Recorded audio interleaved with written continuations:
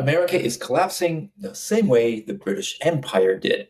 We all get to watch it happen in front of us. So here's the story. Britain created the global system, taught it to the world, and they got beaten by their own creation. Britain invented the modern world, global trade, industrial manufacturing, modern banking, railroads across the continent. And for over a century, they dominated because they built the system. But that's the trap. Once you teach the world your system, you're no longer special because others can replicate it. Germany and America copied British industry, then built bigger factories, cheaper steel, better schools. They used Britain's own playbook and outperformed it. The Brits kept their old factories, their outdated infrastructure. They spent everything to maintain a global empire while their competitors moved forward. By World War II, Britain was surviving on loans. The empire looked intact on maps. Economically, it was a mess. Bottom line, they couldn't afford their empire.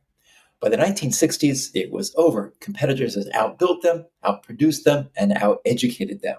And not surprisingly, this is exactly where the United States is now. And it's not surprising because if you know history, the future is just not a mystery.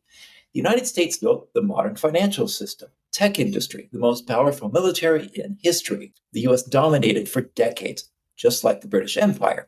The American systems and inventions are no longer special because others can replicate them.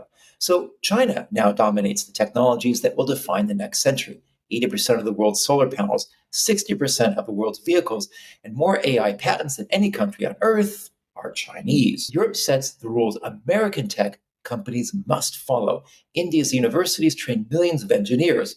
Meanwhile, in the US, the Republican administration is becoming increasingly conservative, just like Britain did.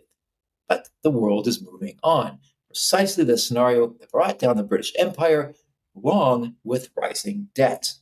The Americans are spending everything to maintain global power while its economic base weakens, and Republican administrative policies made a bad financial situation critical and probably fatal for the Americans.